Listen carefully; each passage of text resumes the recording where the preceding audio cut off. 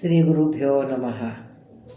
ವೇದಪೀಠ ವಿರಿಂಚಿ ಭವಶಕ್ರಾದಿಸುರ ವಿಜ್ಞಾನದಾಯಕ ಮೋದ ಚಿನ್ಮಯ ಗಾತ್ರ ಲೋಕ ಪವಿತ್ರ ಸುಚರಿತ್ರ ಛೇದ ಭೇದ ವಿಷಾದ ಕುಟಿಲಾಂತಾದಿ ಮಧ್ಯ ವಿದೂರ ಆದಾನಾದಿ ಕಾರಣ ಬಾದರಾಯಣ ಪಾಹಿ ಸತ್ರಾಣ. ಹರೇ ಶ್ರೀನಿವಾಸ. ಶ್ರೀ ಗುರು ರಾಘವೇಂದ್ರಾಯ ನಮಃ. ಶ್ರೀ ಸತ್ಯಾತ್ಮತೀರ್ಥ ಗುರುಭ್ಯೋ ನಮಃ. ಶ್ರೀ ಜಗನ್ನಾಥದಾಸ ಗುರುಭ್ಯೋ ನಮಃ. ಎಲ್ಲರಿಗೂ ನಮಸ್ಕಾರ. ನಾವು ಮಾತೃಕಾ ಸಂಧಿ ಸಾರವನ್ನು ನೋಡ್ತಾ ಇದ್ದೀವಿ. ನಾನು ಎಲ್ಲ ವಿಷಯ ಕವರ್ ಮಾಡ್ತಾ ಇದ್ದೇನೆ. ಸಂಕ್ಷಿಪ್ತದಲ್ಲಿ ಹೇಳಿದ್ರು ಕೂಡ ಯಾವುದೂ ವಿಷಯ ಬಿಟ್ಟಿಲ್ಲ. ಪ್ರತಿಯೊಂದು ನುಡಿ ಅರ್ಥವನ್ನು ಹೇಳ್ಕೊಂಡು ಹೋಗ್ತಾ ಇದ್ದೇನೆ. ಬಟ್ ಸಂಕ್ಷಿಪ್ತದಲ್ಲಿ ಹೇಳ್ತಾ ಇದ್ದೇನೆ. ನಾವು ಪಾರಾಯಣ ಮಾಡುವಾಗ ಎಷ್ಟು ನಮಗೆ ಅನುಸಂಧಾನ ಬರಬೇಕು ಅಷ್ಟು ನಾನು ಹೇಳ್ತಾ ಇದ್ದೇನೆ. ಹರೇ ಶ್ರೀನಿವಾಸ. ಇನ್ನು 8ನೇ ನುಡಿ, 7 ನುಡಿ ಆಗಿದೆ. ಇನ್ನು 8ನೇ ನುಡಿ ನಾಸಿಕತಿ ನಾಸತ್ಯ ದಸ್ರರು. ನೀವು ಮುಂದೆ ಪುಸ್ತಕ ಇಟ್ಕೊಂಡು ನಾನು ಹೇಳೋದನ್ನು ಅದು ಬರ್ಕೋಬೇಕು. ಯಾಕಂದ್ರೆ ನುಡಿ ಓದಿದ್ರೆ ತಿರ್ಗಾ ಸ್ವಲ್ಪ ಟೈಮ್ ಆಗ್ತದೆ ಅಂತ ಅಂದ್ಬಿಟ್ಟು ನಾನು ಬರೀ ಅರ್ಥ ಹೇಳ್ಕೊಂಡು ಹೋಗ್ತಾ ಇದ್ದೀನಿ. ನಾಸಿಕದಿ ನಾಸತ್ಯ ದಸ್ರರು. ನಾಸತ್ಯ ದಸ್ರರು ಅಂತಂದರೆ ಅಶ್ವಿನಿ ದೇವತೆಗಳು ಅವಜೆ ಜೋಳಿ. ಸೊ ಇಬ್ಬರಿಗೂ ಸೇರಿ ಅಶ್ವಿನಿ ದೇವತೆ ಅಂತ ಹೇಳ್ತಾರೆ. ಅವ್ರು ಸೆಪ್ರೇಟ್ ಹೆಸರು ಹೇಳ್ಬೇಕಾದ್ರು ನಾಸತ್ಯ ದಸರಾ ಅಂತ ಹೇಳ್ತಾರೆ. ಸೊ ಇದು ನಾಸಿಕದೆ ಅಂತಾರೆ ಮೂಗು. ನಾವು ಮೂಗು ಒಂದೇ ಅಂತ ಹಿಡಿತೀವಿ. ಸೊ ಇದು ಮೂಗು 2 ಹೊಳ್ಳೆ. ಸೊ 2 ಕಡೆಯೂ ಬೇರೆ ಬೇರೆ ಅಂತ ಇಲ್ಲಿ ಶಾಸ್ತ್ರದಲ್ಲಿ ಹೇಳ್ತಾರೆ. ಇವನ್ ಸೈನ್ಸ್ದಲ್ಲಿ ಆ ರೀತಿ ಹೇಳ್ತಾರೆ. ಸೊ ನಾಸಿಕದಿ ನಾಸತ್ಯ ದಸ್ರ ಅಂದರೆ ಅಶ್ವಿನಿ ದೇವತೆಗಳು. ಒಂದು ಕಡೆ ನಾಸತ್ಯ, ಒಂದು ಕಡೆ ದಸರಾ ಅಂತಕೊಂಡು ಹೇಳ್ತಾರೆ. ಶ್ವಾಸಮಾನಿ ಪ್ರಾಣ ಭಾರತಿ ಹಂಸ ಧನ್ವಂತ್ರಿಗಳು ಅಲ್ಲಲ್ಲಿ ಇಪ್ಪರವರೊಳಗೆ. ಸೊ ಇಲ್ಲಿ ಬಲದ ಹೊಳ್ಳೆ ಎಳದ ಹೊಳ್ಳೆ ಅಂತ ಇದೆ ಮೂಗಿದ್ದು. ಸೊ ಬಲದಲ್ಲಿ ಸೂರ್ಯನಲ್ಲಿ ಪ್ರಾಣದೇವರು, ಎಡದಲ್ಲಿ ಚಂದ್ರನಾಡಿಯಲ್ಲಿ ಚಂದ್ರನಲ್ಲಿ ಭಾರತೀ ದೇವಿ. ಸೊ ಸೂರ್ಯಚಂದ್ರ ಮತ್ತು ಪ್ರಾಣ ಭಾರತೀ ದೇವಿ ಇವರು ಶ್ವಾಸ ಉಚ್ಛ್ವಾಸಕ್ಕೆ ಸಹಾಯ ಮಾಡ್ತಾರೆ ನಮಗೆ. ಅವರು ಮಾಡ್ತಾರೆ. ಅದಕ್ಕೋಸ್ಕರ ನಮ್ಮ ಶ್ವಾಸ ಇದೆ. ಆ ಶ್ವಾಸ ಇದೆ ಅನ್ನೋದಕ್ಕೆ ನಮಗೆ ಈ ಜೀವ ಇದೆ. ಇಲ್ಲದ್ರೆ ಜೀವ ಇರೋದಿಲ್ಲ. ಈ ದೇಹವನ್ನು ಕಸ ಆಗಿಬಿಡ್ತದೆ. ಸೊ ಇಲ್ಲಿ 2 ಮೂಗಿನ ಹೊಳ್ಳಿನಲ್ಲಿ ಇಲ್ಲಿ ನಾಸತ್ಯ ದಸರು ಅಭಿಮಾನಿ ದೇವತೆಗಳು, ನಾಸತ್ಯ ದಸರಾ ಅಂದರೆ ಅಶ್ವಿನಿ ದೇವತೆಗಳಿದ್ದಾರೆ. ಅಲ್ಲೇ ಶ್ವಾಸಕ್ಕೆ ಅಭಿಮಾನಿ, ಉಸಿರಿಗೆ ಅಭಿಮಾನಿ ದೇವತೆ ಇದ್ದಂಥ ಪ್ರಾಣ ಮತ್ತು ಭಾರತಿ ಅಂದರೆ ವಾಯುದೇವರು ಮತ್ತು ಭಾರತೀ ದೇವಿ. ಎಡಗಡೆ ಸೂರ್ಯ, ಬಲದಲ್ಲಿ ಸೂರ್ಯ, ಎಡದಲ್ಲಿ ಚಂದ್ರ ಈ ರೀತಿಯಾಗಿರ್ತಾರೆ. ಅಲ್ಲಿ ಪ್ರಾಣ ಮತ್ತು ಭಾರತಿ ಇರ್ತಾರೆ ಅನ್ನೋದನ್ನು ಹೇಳ್ತಾ ಇದ್ದಾರೆ. ಸೊ ಬಲದಲ್ಲಿ ಸೂರ್ಯನಲ್ಲಿ ಪ್ರಾಣ, ಎಡದಲ್ಲಿ ಚಂದ್ರಮನಲ್ಲಿ ಭಾರತಿ. ಇವರು ಶ್ವಾಸ ಉಚ್ಛ್ವಾಸವನ್ನು ಮಾಡೋ ಕಾರ್ಯವನ್ನು ಮಾಡ್ತಾರೆ. ಈ ಶ್ವಾಸ ಉಚ್ಛ್ವಾಸ ಕಾರ್ಯವನ್ನು ಮಾಡುವಾಗ ಅವರು ಹಂಸ ಮತ್ತು ಧನ್ವಂತರಿ ಅವರು ಆ ರೂಪದ ಚಿಂತನೆ ಮಾಡ್ತಾರೆ ಅಂತ. ಸೊ ವಾಯುದೇವರು ಶ್ವಾಸ ಮಾಡ್ತಾ ಇದ್ದಾರೆ, ಶ್ವಾಸ ಜಪವನ್ನು ಮಾಡ್ತಾ ಇದ್ದಾರೆ. ಅವರು ಜಪವನ್ನು ಮಾಡ್ತಾ ಇದ್ದಾರೆ. ಇದು ಒಂದು ಕ್ಷೇತ್ರ, ನಮ್ಮ ಕ್ಷೇತ್ರ, ನನ್ನ ದೇಹದಲ್ಲಿ ಕೂತ್ಕೊಂಡು ಮಾಡ್ತಾ ಇದ್ದಾರೆ. ಅದಕ್ಕೆ ಆ ಜಪವನ್ನು ಭಗವಂತ ನಿಮಗೆ ಸಮರ್ಪಣೆ ಅಂತ ದಿನಾನು ಬೆಳಗ್ಗೆ ಎದ್ದ ತಕ್ಷಣ, ಆಮೇಲೆ ಮಲ್ಗೋವಾಗ 2 ಟೈಮ್ ಮಾಡ್ಕೋ. ನಾವು ಮಲ್ಕೊಂಡಾಗ ಕೂಡ ಶ್ವಾಸ ನಡೀತಾ ಇರ್ತದೆ. ಸೊ ಮಲ್ಕೊಂಡು ಎದ್ದ ತಕ್ಷಣ ರಾತ್ರಿಯಿಂದ ಬೆಳಗ್ಗೆವರೆಗೂ ಮಾಡಿದಂಥ ಶ್ವಾಸ ಜಪಗಳನ್ನು, ಆಮೇಲೆ ಈ ಬೆಳಗ್ಗಿಂದ ರಾತ್ರಿವರೆಗೂ ಮಾಡಿದಂಥ ಶ್ವಾಸ ಜಪಗಳನ್ನು ಭಗವಂತ ವಾಯುದೇವರ ದ್ವಾರ ನಿನಗೆ ಸಮರ್ಪಣ ಅಂತಂದ್ಬಿಟ್ಟು ಸಮರ್ಪಣೆ ಮಾಡಬೇಕಂತೆ. ಯಾಕೆ ಮಾಡಬೇಕು ಅಂತಂದರೆ ಅಷ್ಟು ಜಪ ಮಾಡಿರ್ತಾರೆ ಅವರು. ವಾಯುದೇವರು ಒಂದೊಂದು ಶ್ವಾಸಕ್ಕೆ ಜಪ ಮಾಡಿರ್ತಾರೆ. ಸೊ ಆ ಜಪವನ್ನು ಜಪ ಮಾಡೋರು ಯಾರೋ, ಶ್ವಾಸ ಮಾಡೋರು ಯಾರೋ, ಸ್ವೀಕಾರ ಮಾಡೋರು ಯಾರೋ, ಅವರು ಮಾಡೋದನ್ನು ನಾವು ಚಿಂತನೆ ಮಾಡಿದರೆ ಭಗವಂತ ವಿಶೇಷವಾಗಿ ಅನುಗ್ರಹ ಮಾಡ್ತಾನೆ ಅಂತ ಹೇಳ್ತಾರೆ. ಸೊ ಅಲ್ಲಿ ವಾಯುದೇವರು ಜಪ ಮಾಡ್ತಾ ಇರ್ತಾರೆ. ಮೊದಲು ಸಂಧಿ ನೋಡಿದ್ವಿ, 21,600 ಜಪವನ್ನು ಮಾಡ್ತಾರೆ ಪ್ರತಿ ದಿವಸ ಅಂತಾರೆ. ಅದು ಜಪ ಮಾಡುವಾಗ ಹಂಸ ಮಂತ್ರ ಜಪವನ್ನು ಮಾಡ್ತಾ ಇರ್ತಾರೆ. ಸೊ ಅಲ್ಲಿ ಹಂಸರೂಪಿ ಪರಮಾತ್ಮನ ಚಿಂತನೆ ಮಾಡ್ತಾರೆ. ಹಾಗೂ ಧನ್ವಂತರಿ ರೂಪದ ಚಿಂತನೆ ಮಾಡ್ತಾ ಇರ್ತಾರೆ ವಾಯುದೇವರು ಮತ್ತು ಭಾರತೀ ದೇವಿ ಅಂತ. ಅಲ್ಲಲ್ಲಿ ಇವರೊಳಗೆ ಅಂದರೆ ಅಲ್ಲಲ್ಲಿ ಇದ್ದಾರೆ. ಸೊ ಆಯಾ ಸ್ಥಾನದಲ್ಲಿ ಅಂದರೆ ಎಲ್ಲೆಲ್ಲಿ ಯಾವ್ಯಾವ ಸ್ಥಾನದಲ್ಲಿ ಇದ್ದಾರೆ ಧನ್ವಂತರಿ ಹಂಸರೂಪ ಪರಮಾತ್ಮ, ಅಥವಾ ಇವರು ಎಲ್ಲೆಲ್ಲಿ ಇದ್ದಾರೆ, ಇವರು ಬರೀ ಮೂಗಿನಲ್ಲಿ ಅಷ್ಟೇ ಇಲ್ಲ, ಇನ್ನು ಬೇರೆ ಕಡೆ ಎಲ್ಲ ಕಡೆಯೇ ಇದ್ದಾರೆ. ಸೊ ಪ್ರಾಣಭಾರತೀ ದೇವಿಯರು ಇಲ್ಲಿ ವಿಶೇಷವಾಗಿ ಇಲ್ಲಿ ಶ್ವಾಸದ ಕೊಟ್ಟಿದ್ದಕ್ಕೆ ಮೂಗಿನ ವಿಷಯ ಕೊಟ್ಟಿದ್ದಾರೆ. ಸೊ ಅವ್ರು ಎಲ್ಲೆಲ್ಲಿ ಇರ್ತಾರೆ ಅಲ್ಲೆಲ್ಲೆಲ್ಲ ಭಗವಂತನ ಚಿಂತನೆ ಮಾಡ್ತಾ ಇರ್ತಾರೆ ಅಂತ. ಆಮೇಲೆ ಇನ್ನು ಕಣ್ಣಿನ ಬಗ್ಗೆ ಹೇಳ್ತಾರೆ, ಕಿವಿದಾಯಿತು, ಇನ್ನು ಕಣ್ಣಿನ ಹೇಳ್ತಾ ಇದ್ದಾರೆ. ಭೇಷ ಭಾಸ್ಕರ ಅಕ್ಷಿಯುಗಳಕ, ಅಂದರೆ ಭೇಷ ಅಂತಂದ್ರೇನು ಚಂದ್ರ, ಎಡ ಕಣ್ಣಿನಲ್ಲಿ ಚಂದ್ರ, ಬಲಕಲ್ಲಿನಲ್ಲಿ ಸೂರ್ಯ. ಇವರು ಅಧೀಶರೆನಿಪರು, ಅಂದರೆ ಅಭಿಮಾನಿ ದೇವತೆಗಳಂತ ಕರೆಸ್ಕೊಳ್ತಾರೆ. ಅವ್ರ ಒಳಗಡೆ ಯಾವ ರೂಪಿ ಪರಮಾತ್ಮ ನಿಯಮನ ಮಾಡ್ತಾ ಇದ್ದಾನೆ? ಲಕ್ಷ್ಮೀಶ, ಸೂರ್ಯನಲ್ಲಿ ಲಕ್ಷ್ಮೀಶ ಅಂತ ನಾರಾಯಣ ರೂಪಿ ಪರಮಾತ್ಮ. ಆಮೇಲೆ ದಧಿವಾನ, ಚಂದ್ರನಲ್ಲಿ ದಧಿವಾಮನ ರೂಪಿ ಪರಮಾತ್ಮ ನಿಯಮನ ಮಾಡ್ತಾ ಇರ್ತಾನೆ ಅಂತ. ನ್ಯಾಮಿಸುತ್ತಲೂ ಇರುತಿಹರು, ಇರುತಿಹರು. ಈ ಧನ್ವಂತರಿ ರೂಪ ಕೂಡ ಚಂದ್ರ, ಅದಕ್ಕೆ ನಾವು ಚಂದ್ರ ಅಂತರ್ಯಾಮಿ ಧನ್ವಂತರಿ ರೂಪದ ಚಿಂತನೆ ಮಾಡ್ತೀವಿ. ದಿನ ಧನ್ವಂತರಿ ಜಪ ಮಾಡ್ತೀವಲ್ಲ, ಅಥವಾ ನಾಮಸ್ಮರಣೆದ ಮಾಡ್ತೀವಿರ್ತೋ, ಅಲ್ಲಿ ಚಂದ್ರಾಂತರ್ಗತ ಧನ್ವಂತರಿ. ಅಲ್ಲೇ ಕೂಡ ಹಯವದನ ರೂಪಿ ಪರಮಾತ್ಮ, ಹೆಣ್ಣು ಕುದುರೆ ಹಯವದನ ರೂಪಿ ಪರಮಾತ್ಮ ಇದ್ದಾನೆ. ಅಲ್ಲಿ ಸೂರ್ಯನಲ್ಲಿ ಅಲ್ಲಿ ಲಕ್ಷ್ಮೀನಾರಾಯಣ, ಅಲ್ಲಿ ಕೂಡ ಹಯವದ ರೂಪಿ ಪರಮಾತ್ಮ, ಗಂಡು ಹಯವದನ ರೂಪ ಇರ್ತದೆ ಅಂತ ಕೂಡ ಚಿಂತನೆ ಮಾಡಬೇಕು ಅಂತ ಮೊನ್ನೆ ಒಂದು ಪ್ರವಚನದಲ್ಲಿ ಕೇಳಿದಂಥ ವಿಷಯ. ಸೊ ಇಲ್ಲಿ ಮೂಗಿನಲ್ಲಿ ಯಾರ್ಯಾರಿದ್ದಾರೆ? ಸೂರ್ಯಚಂದ್ರರಿದ್ದಾರೆ, ಅವರಂತರ್ಯಾಮಿಯಾಗಿ ಪ್ರಾಣಭಾರತಿಯಾಗಿದ್ದಾರೆ, ಶ್ವಾಸವನ್ನು ಮಾಡಿಸ್ತಾರೆ. ಅಲ್ಲಲ್ಲಿ ಇದು ಜಪವನ್ನು ಮಾಡ್ತಾರೆ, ಹಂಸ ಮತ್ತು ಧನ್ವಂತರಿ ಜಪವನ್ನು ಮಾಡ್ತಾರೆ. ಆಮೇಲೆ ಕಣ್ಣಿನಲ್ಲಿ, ಎಡ ಕಣ್ಣಿನಲ್ಲಿ ಚಂದ್ರ, ಬಲ ಕಣ್ಣಿನಲ್ಲಿ ಸೂರ್ಯ, ಈ ರೀತಿಯಾಗಿ ಎರಡು ಕಣ್ಣಿನಲ್ಲಿ ಇದ್ದಾರೆ. ಅಲ್ಲಿ ನಾವು ಅಧೀಶರಿ ಪಡೆದು ಅಲ್ಲಿ ತತ್ವಾಭಿಮಾನಿ ದೇವತೆಗಳಾಗಿದ್ದಾರೆ. ಅವ್ರ ಒಳಗಡೆ ಲಕ್ಷ್ಮೀಪತಿ ನಾರಾಯಣ ಇದ್ದಾನೆ. ಆಮೇಲೆ ದಧಿವಾಮನ ರೂಪಿ ಪರಮಾತ್ಮ ನಾವು ಚಿಂತನೆ ಮಾಡಬೇಕು. ನಿಯಮಿಸುತ್ತಿಲಿಹರು. ಸೊ ಎಡಗಡೆ ಚಂದ್ರ, ಬಲಗಡೆ ಸೂರ್ಯ. ಈ ಚಂದ್ರನ ಅಂತರ್ಯಾಮಿ ದಧಿವಾಮನ, ಆಮೇಲೆ ಸೂರ್ಯನಲ್ಲಿ ಲಕ್ಷ್ಮೀಶ, ಲಕ್ಷ್ಮೀನಾರಾಯಣ ಇರ್ತಾರೆ ಅಂತಕೊಂಡು ಈ ರೀತಿಯಾಗಿ ಚಿಂತನೆ ಮಾಡಬೇಕು ಅಂತ. ಅಂದರೆ ಪ್ರತಿಯೊಂದು ಅವಯವದಲ್ಲಿ ಯಾವ್ಯಾವ ರೂಪದಿಂದ ಭಗವಂತ ಇದ್ದಾನೆ ಅಂತ. ಇನ್ನು ಮುಂದಿನ ನುಡಿ ಸ್ವಲ್ಪ ಕಾಂಪ್ಲಿಕೇಟೆಡ್ ಅಂತ ಅನಿಸಿದ್ರು ಕೂಡ ಎಷ್ಟು ಸುಂದರವಾಗಿ ಕೊಟ್ಟಿದ್ದಾರೆ. ವಿಶೇಷವಾಗಿ ಈ ನುಡಿಯನ್ನು ಪಾರಾಯಣ ಮಾಡಿದರೆ ನಮ್ಮ ಕಣ್ಣು ಸರಿಗಿರ್ತದೆ ಅಂತ ಹೇಳ್ತಾರೆ. ನಾನು ಶಾರ್ಟ್ ವಿಡಿಯೋನಲ್ಲಿ ಹೇಳಿದ್ದೆ ನಾನು.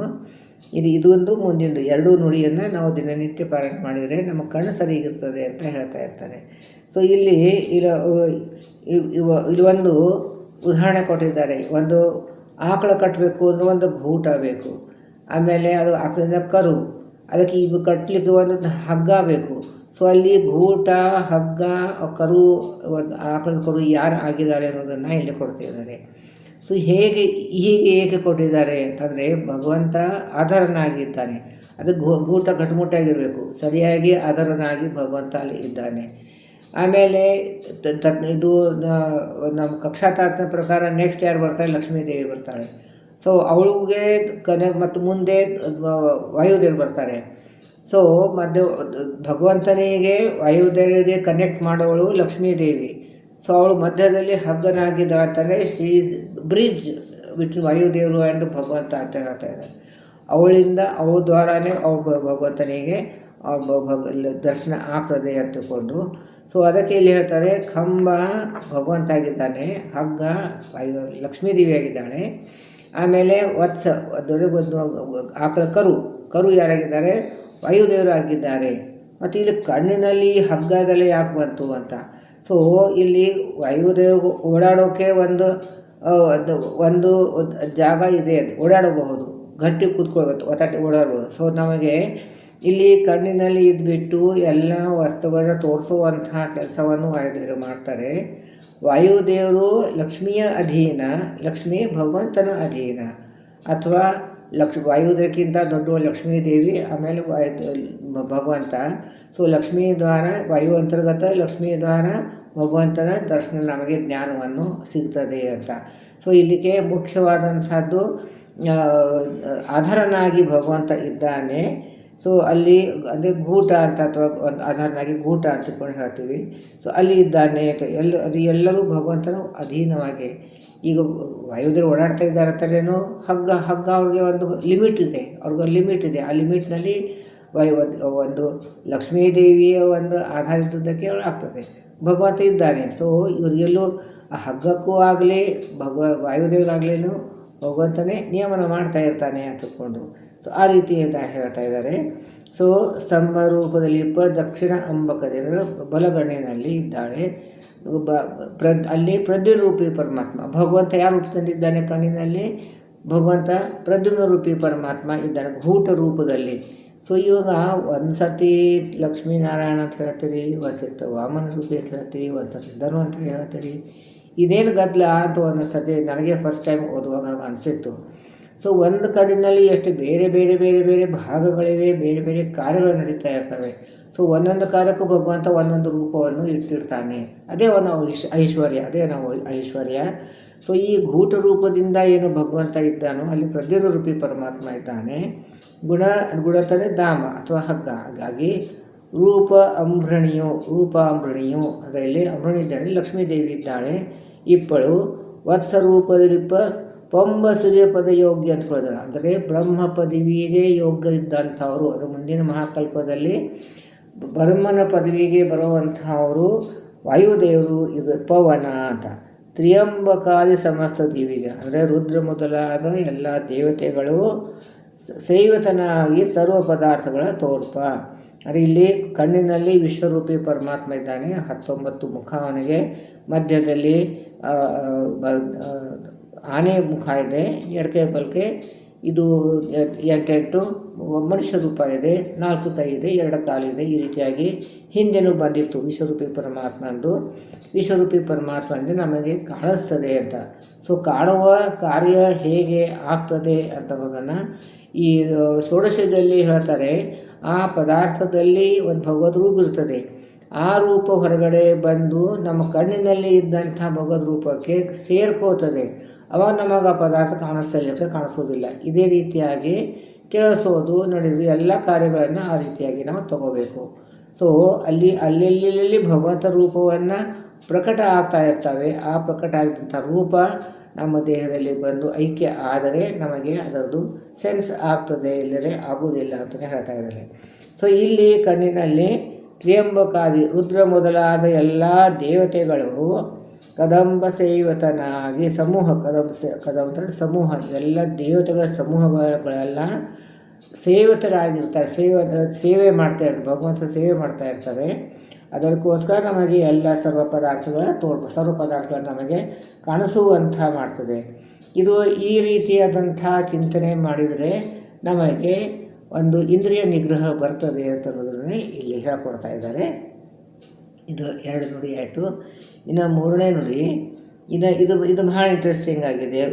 10ನೇ ನುಡಿ ಇವಾಗ ನೇತ್ರಗಳಲ್ಲಿ ವಸಿಷ್ಠ ವಿಶ್ವಾಮಿತ್ರ ಭಾರದ್ವಾಜ ಗೌತಮ. ಸೊ ಇಲ್ಲಿ ಒಂದೊಂದು ಭಾಗದಲ್ಲಿ ಒಂದೊಂದು ಋಷಿಗಳ ಹೆಸರಿನಿಂದ ದೇವತೆಗಳಿದ್ದಾರೆ ಅಂತ ಗಮನ ಕೊಟ್ಟು ಕೇಳಬೇಕು. ಒಂದೊಂದು ಭಾಗದಲ್ಲಿ ಋಷಿಗಳವರ ಹೆಸರಿನಿಂದ ಒಂದೊಂದು ದೇವತೆಗಳಿದ್ದಾರೆ. ಅಂದರೆ ಇವಾಗ ನಾವು ಕಲ್ಪನಾ ಬರ್ತದೆ, ಒಂದು ಕಣ್ಣಿನಲ್ಲಿ ಎಷ್ಟು ಪಾರ್ಟ್ಸ್ ಇವೆ. ಅದರಲ್ಲಿ ನಾವು ಬರೀ ಕಣ್ಣಿನಲ್ಲೇ ಸೂರ್ಯಚಂದ್ರ ಇಷ್ಟೇ ಅಧ್ಯಯನ ಮಾಡ್ಕೊಂಡ್ಬಿಡ್ತೀವಿ. ಅದು ಒಳಗಡೆ ಹೋದಾಗನೇ ಎಷ್ಟೆಷ್ಟು ರೂಪಗಳು, ಅದು ಇನ್ನೂ ಕಡಿಮೆನೇ. ಇದು ಇನ್ನಷ್ಟು ಬೇಕಾದಷ್ಟು ರೂಪ ಹುಡುಕ್ದಾಗ ಆಳವಾಗಿ ಹೋದಂಗೆ ಸಿಗ್ತವೆ. ಸೊ ಇಲ್ಲಿ ಏನು ಹೇಳ್ತಾ ಇದ್ದಾರೆ, ಇಲ್ಲಿ ಯಾವ್ಯಾವ ಭಾಗದಲ್ಲಿ ಯಾವ್ಯಾವ ಋಷಿಯ ಹೆಸರದಿಂದ ಯಾವ ದೇವತೆಗಳಿರ್ತಾರೆ ಅನ್ನೋದನ್ನು ಇಲ್ಲಿ ಪಟ್ಟಿ ಕೊಟ್ಟಿದ್ದಾರೆ. ಅದನ್ನು ಓದ್ತೀನಿ. ಅಂದರೆ ಈ ನುಡಿ 10ನೇ ನುಡಿಯಲ್ಲಿ ಬರುವಂಥ ಎಲ್ಲ ದೇವತೆಗಳ ಹೆಸರು, ಅದು ಕಣ್ಣಿನ ಒಂದೊಂದು ಭಾಗದಲ್ಲಿ ಯಾವ ದೇವತೆಗಳು ಯಾವ ಹೆಸರಿಂದ ಎಲ್ಲ ಋಷಿಗಳ ಹೆಸರು ಕೊಟ್ಟಿದ್ದಾರೆ. ಆ ಋಷಿಗಳ ಹೆಸರು ಅವರಿಗೆ ಏಕೆ ಬರುವುದನ್ನು ಬಹಳ ವಿಸ್ತಾರವಾಗಿ ಅರ್ಥವನ್ನು ಕೊಟ್ಟಿದ್ದಾರೆ. ಅಷ್ಟು ಆಳವಾಗಿ ಹೋಗೋಕ್ಕೆ ಇಲ್ಲಿ ಸಮಯ ಇರುವುದಿಲ್ಲ.